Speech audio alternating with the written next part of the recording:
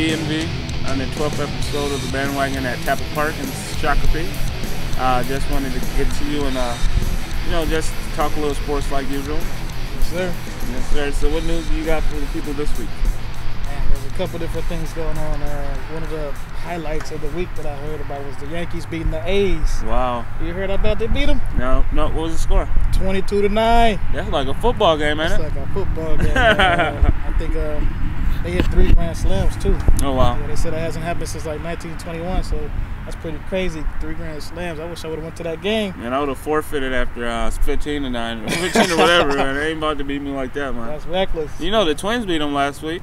How much? It was just like 6-9 or something. It was a real small game, but we cannot beat the Yankees. Yeah, the Yankees. Man, that's pretty nice right there. Wow.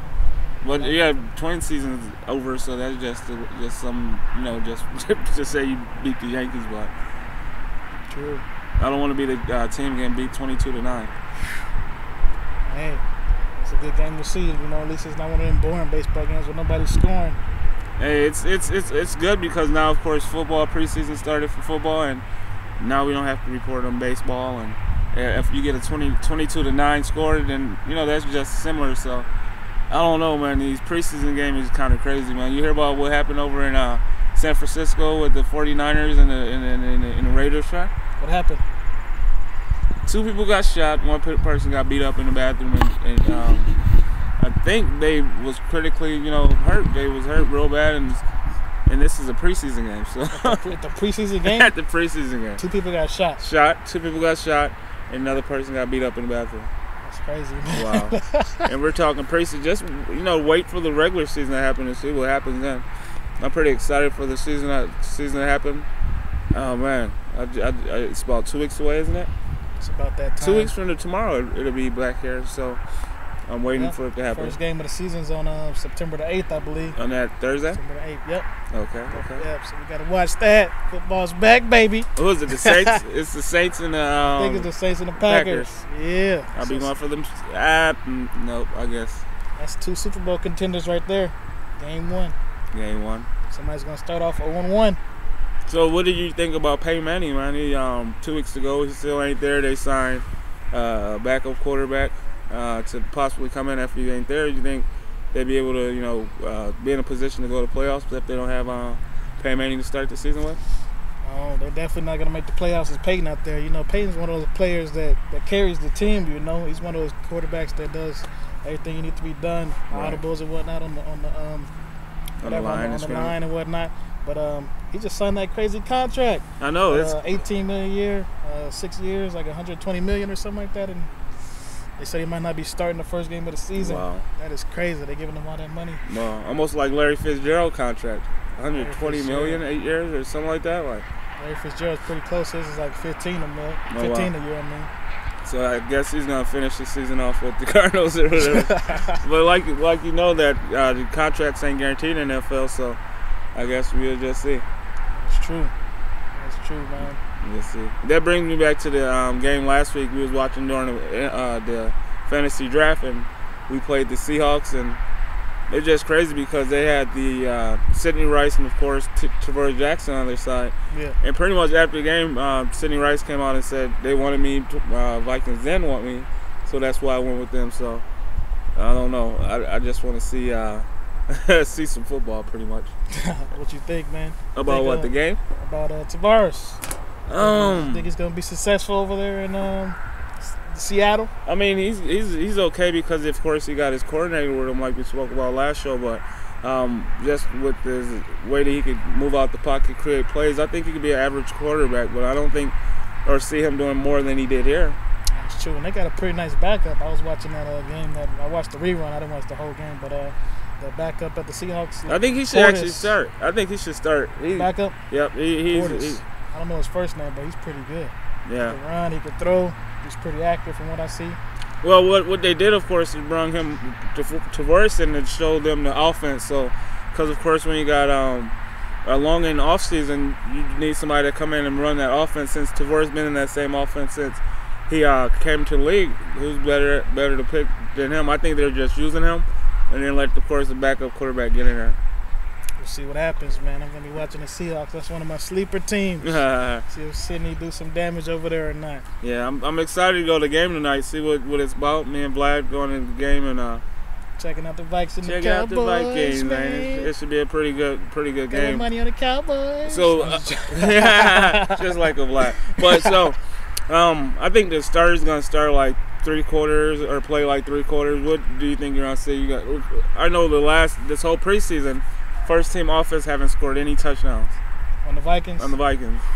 I seen flashes from from the running back AP. It don't seem like AP got enough time on the line, and of course you got Chris Johnson coming in at left tackle, Brian McKinney leaving, and just a whole lot of uncertainties, So I'm not really too sure. If they get 1 touchdown from me, I'll be pretty happy about that. You'll be excited to see that. Yeah, I'm excited to see this game. I got a couple players on the Cowboys. I got them on my fantasy football team. Miles Austin. Felix Jones, so we'll see if they get some touchdowns or not. So how you think you did with your fantasy draft? Fantasy draft, I think I did pretty decent. I got a couple good players. I got a big money Larry Fitzgerald, he signed that big contract. Hopefully he doesn't slack, otherwise I'm going to be pissed. Got Miles Austin, Felix Jones, a couple other players I can't remember off the top of my head. What about you? How you like your team? I think I ran away with it. I got 8th pick in the draft. I was able to get 2 receivers, Andre Johnson and Calvin Johnson, and I think that's going to be the rock to my team. And then I was able to pick up Steven Jackson and then Frank Gore as my running backs in the later rounds. And then, of course, as my quarterback, I was able to get Matt Ryan.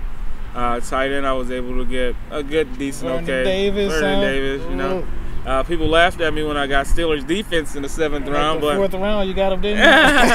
But the next round, everybody like, I want defense. But I think overall, my team is pretty solid at every position. I'm pretty proud. If I say so myself. We'll see what happens when you play against the Designated Drinkers, which is my team name. DD, Designated Drinkers. You gonna be Designated Drinker tonight? We'll see. We'll see. But another topic. Did we talk about the World Series, the Little League World Series? Just telling me about how much money they make and what happened. Yeah, the Little League World Series. I didn't get the numbers or whatnot, but they saying that. The Little League World Series is making a lot of money. Basically, everybody's making money except the kids. Oh, wow.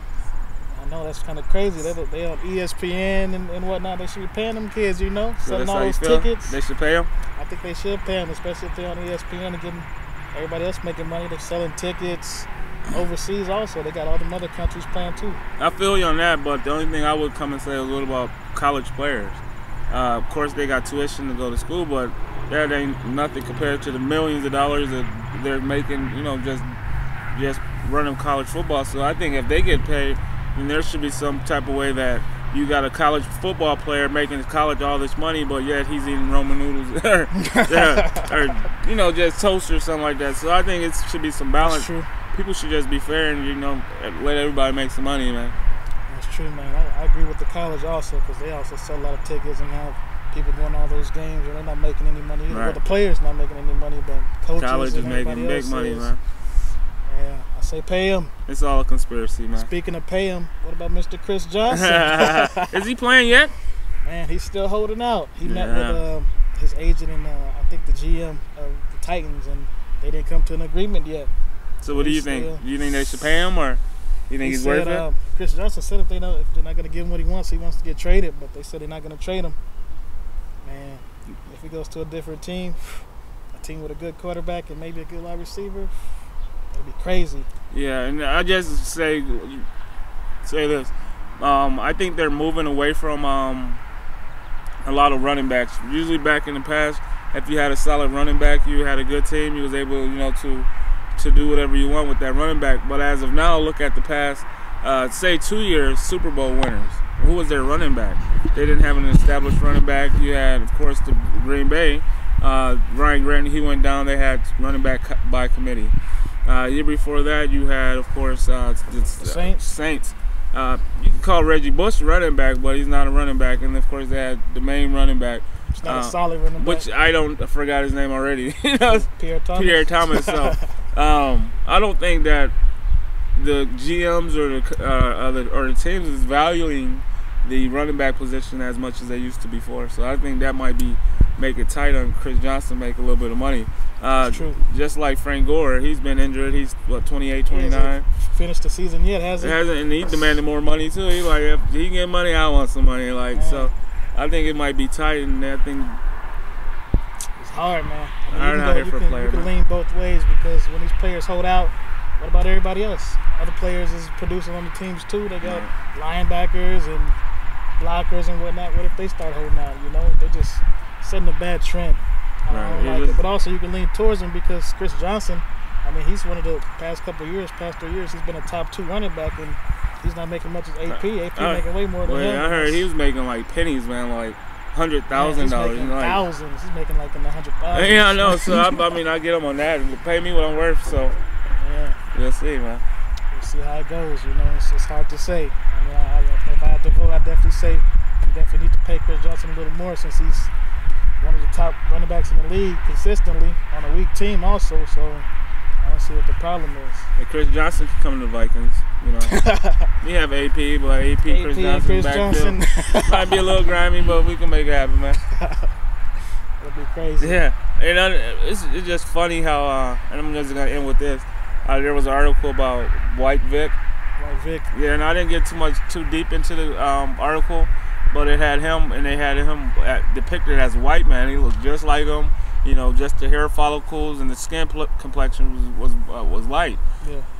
And I thought, this ain't right. But when you think about it a little bit longer, what if Michael Vick was white? You know, you can't say that he would have had the same upbringing, or that he would even be Mike Vick right now. You know, so I just thought, because there was a lot of controversy, how was they going to paint this black guy white? But I think it tells a true story about how a lot of athletes, or inner city athletes, have to do what they got to do, or use the NFL or any athletics to get a foot up. So of course, I think you can't truly say what if he was white, because he might have not even wanted to play football, or looked into that opportunity.